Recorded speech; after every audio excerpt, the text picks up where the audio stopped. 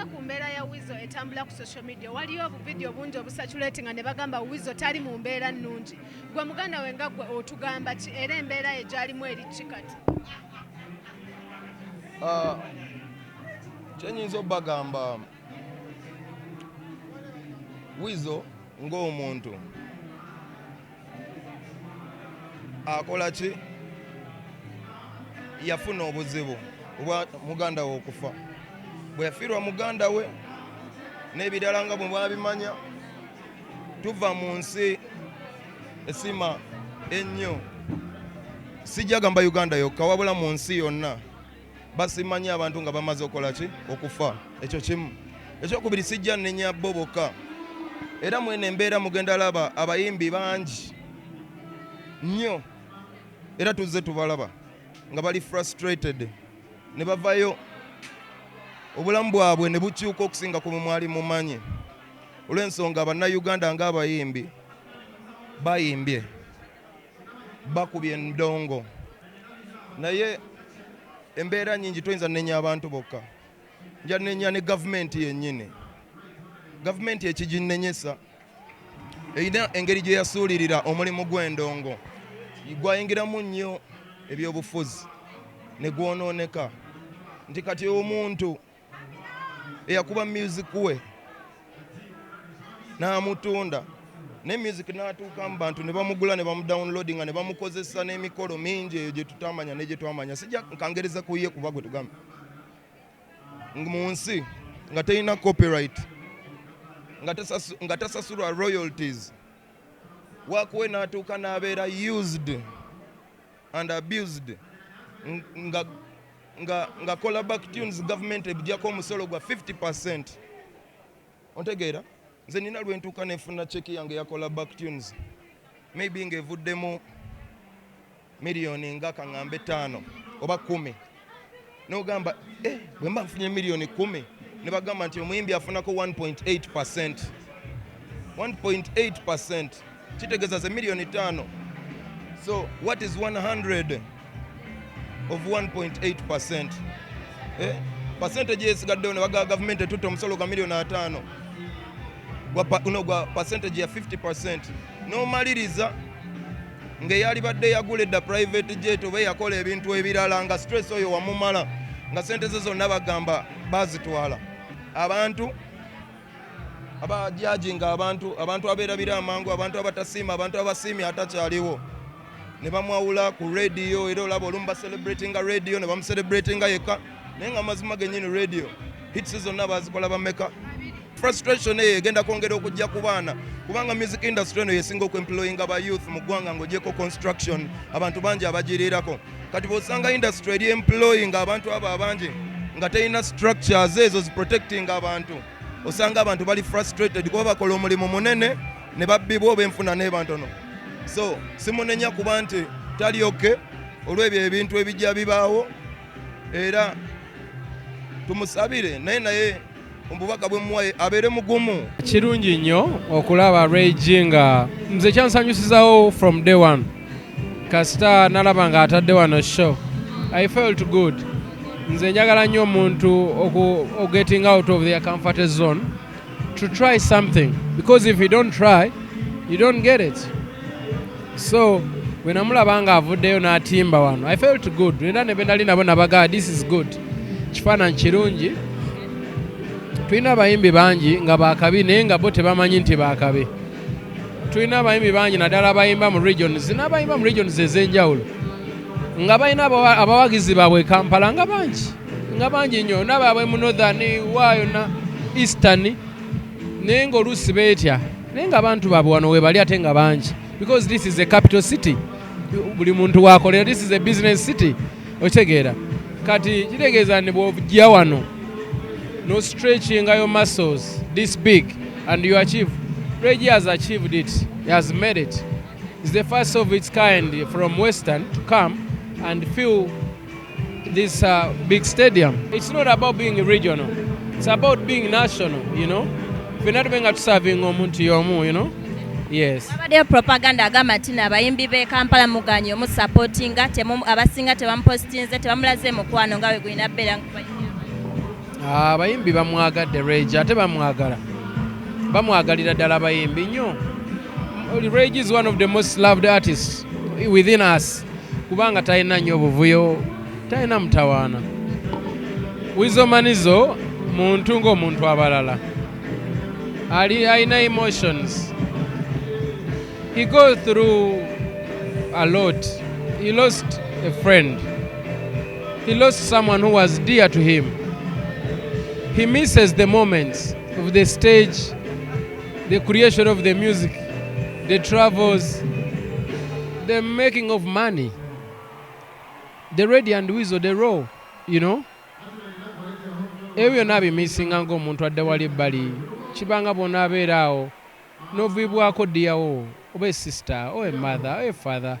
Memories ezo bwe zijja tezikuleka kye kimu. We cannot feel what he feels. We can't. But what we need to do is to pray for him and not to judge him. We need to give him a chance to be. Abeere kyayagala okuba, neffe twongere kubanga tumubudaabuda, tuleme ate kumuwongera kutunuulira nsobi ze okusinga okulwana okulaba ntubaira abasawo okumujjanjaba.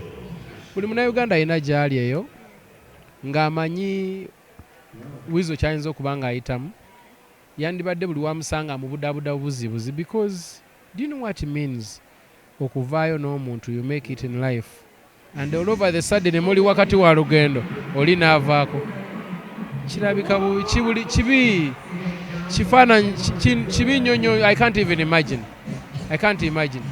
Kibanga omuntu wabanga yakamala okukola embaga n'afiibwako omwagalwa we nga bakava ku mbaga, like really. So Weasel yeetaaga bujjanjabi, yeetaaga buyambi, yeetaaga ssaala, yeetaaga kwagala, whatever, but ekisingira ddala obukulu yeetaaga kwagala, yeetaaga kwagalwa, yeetaaga kusembeza, yeetaaga kuddaabiriza. Ze ŋŋamba AI teyandibadde mbi, naye bandibadde bafuna permission to use someone's voice. However much it is AI, but it was someone's tone. To use that tone, the people or the family, they should benefit from that because it's a tone of someone. Kubanga obakola tone wadde ya muntu mulala, omuntu oyo yanditegeddeko bwe ndowooza, naye nga AI si kibi. It's not a bad idea. Like for example, the song of Azawi, it was brilliant. It was a brilliant idea. It brought Charleta Radio back in life.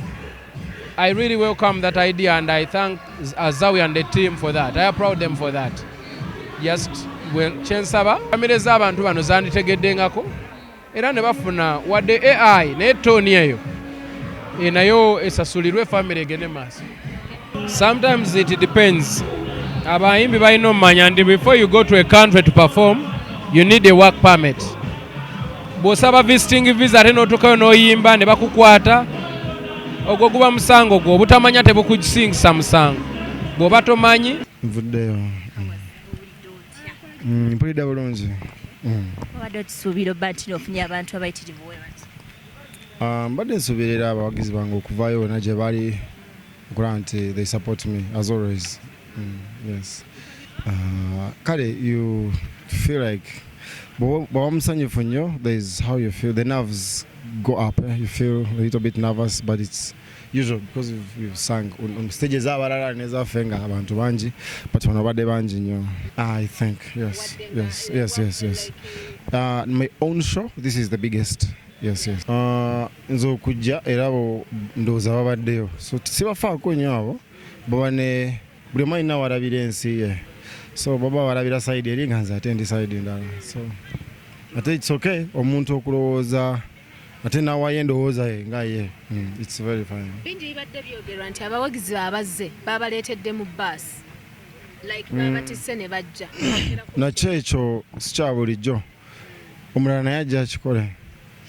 Bwe kiba kisoboka olaba nti kyangu okikole, omuntu ateeke mu transport ave gy'ali yerekereze akusanga awalala if it's easy. Abasinga babadde ku stage, simanyi babaddeyo. Most of them were there, abalala badde mu background naye nga basupportinga waliwo abatabalabise ku stage nga Lydia, but they supported me. Nga Karuna Ntongo, they supported me.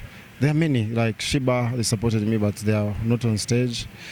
Most artists have supported me, really. It's okay. Waliwo sanga muntu temulina rapo y'amaanyi ekibona yadde kiriyo nga nawe olina emirimu gyo nga bwe kiba tekikakata kotolooza Uganda yonna ezze ebadde wano, waliyo abazze, waliyo abasigadde waka nga beebase, which is fine. Sikubajoga. Nze nkoze show nga yange nenteekamu obudde ki abantu abawagizi abasobodde ne bajja. Oluusi osanga oli wategese nga waliwo embeera endala nga ate ebadde public holiday, maybe bazerwa kuba ebadde public holiday. I don't know. Naye sirina gwe mbanjoozi. Anno ne wapostinga ne utapostinga omuntu nga wakukola bulungi oba wakufuna bafaani be, faani we aba akimanya ekyokola aba yakitegeera dda. Olumu kino kituyambako okukolera awamu naye buli omu alina bafaani be ate abeera bo basalawo nti gwe gwe baagala, they will come still.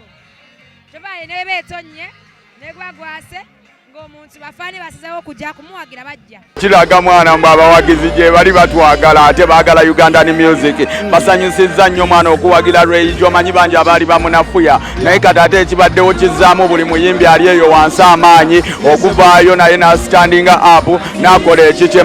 First of all, I'm so happy. I'm so happy for Ray G. Yeah. Me myself, I was a little bit scared. Yeah. But nga bomanya ebigambo bibera bitambula and all that.